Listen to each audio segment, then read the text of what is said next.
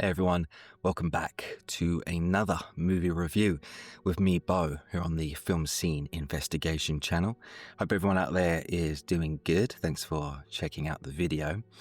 In today's review, I'm going to be taking a look at the 1992 psychological thriller, Single White Female. Before we get into the review, guys, if you haven't already, please do consider subscribing to the channel. All the support is greatly appreciated. So, Single White Female from 1992 was directed by the filmmaker Barbet Schroeder and starred the actress Bridget Fonda in the lead role. Based on the novel by author John Lutz, this movie became a huge box office success when it was released in the summer of 1992. Actress Jennifer Jason Leigh was also cast alongside Fonda, who played the character Hetty Carlson. Now, Leigh is an actress who I fondly remember from the 1982 movie Fast Times at Ridgemont High. That was a coming-of-age teen drama that featured a huge ensemble cast of up-and-coming actors, yet Jennifer Jason Leigh was the standout in that movie. So, given her talent, I was intrigued to see what she could bring to the table in this movie. So, in terms of the narrative, Bridget Fonda played a software designer called Allison Jones, a young woman living her best life in New York City. At the start of the film, it's established that Allison was in a serious relationship with her fiancé, Sam, who was played by actor Steven Weber. They seemed like a nice couple, clearly madly in love with each other, and obviously looking to marry at some point in the future. While things initially seemed fine, things quickly turned sour when Allison discovered that Sam had slept with his ex-wife. Not only had Sam betrayed his fiancée, but it was clear that he had zero intention of ever telling her. It was only by chance that Allison found out about the cheating, and so once she did, she immediately ended the relationship with Sam. And yeah, who could blame her? I mean, she'd been lied to by someone that she thought she could trust. And I personally hate cheaters anyway. So yeah, good on her for doing the right thing. Allison was rightly upset about the whole betrayal, but she decided to push on and not let it drag her down. But as time passed, the wounds started to heal. Yet Allison started to feel quite lonely in this big apartment all by herself, so she decided to seek out a roommate. So Allison decided to place an ad inside the local newspaper and advertise for a tenancy. Soon she started interviewing potential tenants, people that were interested in living with her. It wasn't long before Allison met Hetty Carlson, this young, shy, timid woman who was played by actress Jennifer Jason Leigh. With her friendly approach and gentle demeanor, Hetty actually seemed like the perfect candidate. The two hit it off and instantly became friends, with Allison giving Hetty the tenancy. I mean, at first, everything was great. I mean, Hetty had a new place to stay, and Allison was no longer lonely. They went shopping together, they would stay up late and watch old movies. They even ended up getting a puppy Labrador and called it Buddy. For all intents and purposes, this seemed like the perfect friendship. But as we know, nothing lasts forever, and eventually Allison's ex-boyfriend came back on the scene. Sam wanted Allison back. He could no longer go on without her and did his absolute best to try and worm his way back in to Allison's life. And as all this was going down, we saw Hedy quietly observe the situation to see how everything played out. It was clear that Hedy did not like Sam after what he had done to Alison, but she remained neutral to both sides. And while it went against her better judgment, eventually Alison gave Sam a second chance and took him back. I mean, yeah, the couple had a history together, and both of them didn't want to just throw it all away. But with Alison's happiness came Hedy's anger. Now that the couple were reunited and back together, it meant that Hedy would eventually need to leave the apartment. But it wasn't just the living arrangements that angered Hedy. It was the fact that she was basically going to lose her newfound best friend. Hedy was happy with the way things were. And with Sam, coming back on the scene, she decided to do whatever she could to split the couple apart. She would hide Sam's letters. She would delete his voice messages. I mean, Hedy did everything she could to create a rift between the two, all the while playing the innocent roommate. But all of this was just the start, as with the tenancy coming to an end, Hedy's behaviour became more and more strange. I mean, at one point, we saw Hedy actually adopt Alison's haircut in some weird tribute to her, which turned out to be probably one of the most memorable parts of the film. Alison was clearly upset with Hedy for, stealing her hairstyle, but she kind of played it down and pretended that everything was okay. They may have acted like sisters in the past, but with Hedy's new hairstyle, the two literally looked like sisters. With all of this going on, I mean, it was clear that Hedy wasn't this shy, innocent girl that she portrayed. In fact, she was quite the opposite. Things continued to escalate further and further, with Alison finally coming to the realization that her roommate, Hedy Carlson, was actually a serious threat. The film culminated with Alison being taken hostage after Hedy had finally snapped.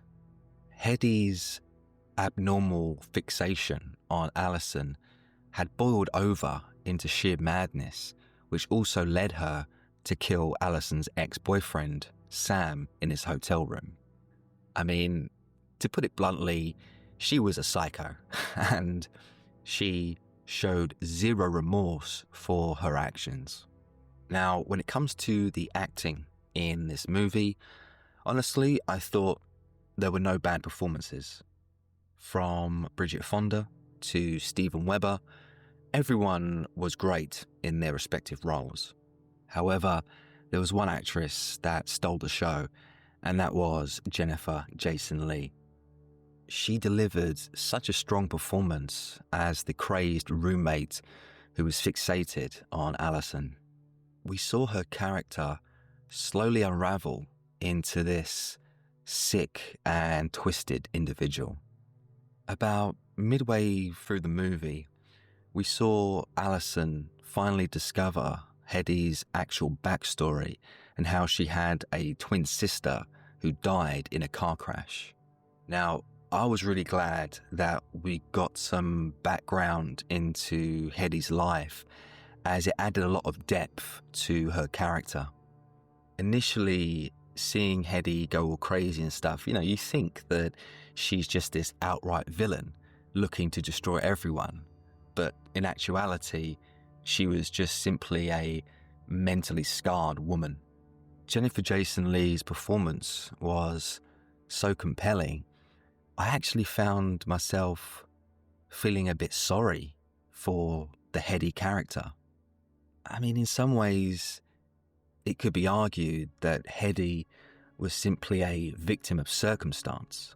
Now, that doesn't justify her murderous actions, but it does kind of give us a better understanding of where the character was coming from.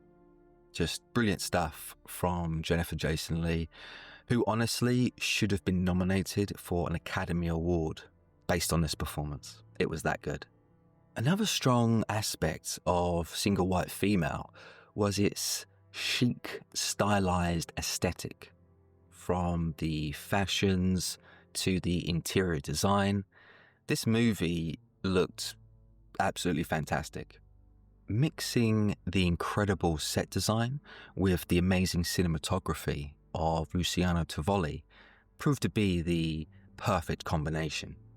Tovoli is a true master of his craft, a brilliant cinematographer whose efforts really heightened this movie's quality. I also want to take a moment to mention the character Graham Knox, who was played by actor Peter Friedman. Graham was Alison's gay best friend who lived in the same apartment building as her. And what I really liked about Peter Friedman's performance was that the character's sexuality was toned down. In fact, if the character had not confirmed that he was actually gay, I'd have never have guessed. And that was what was refreshing to me. Throughout the years, we've seen many gay characters be portrayed as overtly sexual or camp, to the point where it becomes a cliche. In Single White Female, Friedman delivered an earnest performance with his character's caring side shining through. There was no hidden agenda from the Graham character. He was simply a guy there just to support his friend. And yeah, I found the whole thing very refreshing. Now, before we get to dislikes, I also have to quickly mention my love for the puppy Labrador called Buddy. As mentioned earlier, we saw Hedy bring the dog home to live with her and Alison. And yeah, it was great to see that little bundle of joy running around. What wasn't so great was the fact that the dog was eventually killed off after falling out of Alison's apartment. The one good thing is that we actually never saw the dog fall to its death. So yeah, credit to the filmmakers for the way they handled that, because seeing a dog die on screen, yeah, that would have been too much for me. And so, dislikes for Single White Female from 1992. My biggest dislike for this film would have to be its predictability. Now, going into this movie, I had no idea how the film ended, but it was quite clear that about midway through the film, this Hedy character was eventually going to be stopped sooner or later. Just from the way things played out, I didn't see Hedy making some grand escape and getting away with all her crimes, which ultimately she didn't.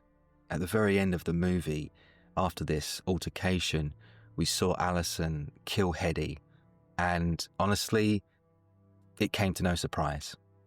Things had escalated too far. Alison had been taken hostage and was forced to get violent.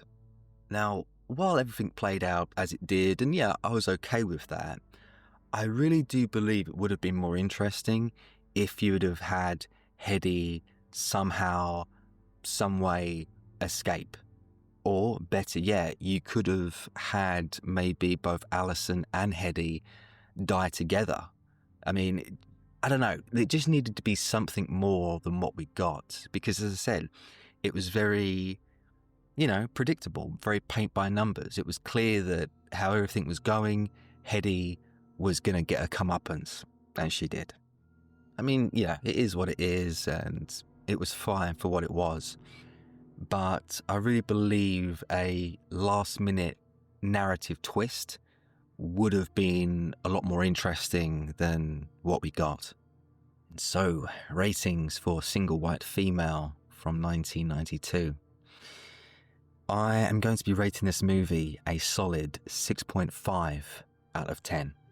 Single White Female is your quintessential 90s thriller that offered a kind of disturbing glimpse into the darker aspects of the human psyche. With the strong visuals and tight direction from filmmaker Barbet Schroeder, honestly, if you ask me, Single White Female is perhaps one of the very best thrillers in the entire genre. The movie also touched upon a broader theme surrounding the pressures to form connections. I mean, Alison didn't need the money. She was okay, financially, yet she decided to invite a, completely unknown stranger into her apartment, which turned out to be a huge mistake. But yeah, if anything, after watching this movie, it should make you question everyone that you meet, because you never know what you're possibly getting yourself into. For those who have seen this movie, please let me know your memories in the comments section below. For those who haven't yet seen it, it's a recommendation from me. I really believe it's a brilliant piece of 90s cinema that still holds up. And well, that's all from me today, guys. I hope you've enjoyed this review of this 90s thriller, Single White Female. I'll be back next week, of course, with another cult movie review. Don't forget to like and subscribe. And of course, take care. See you soon.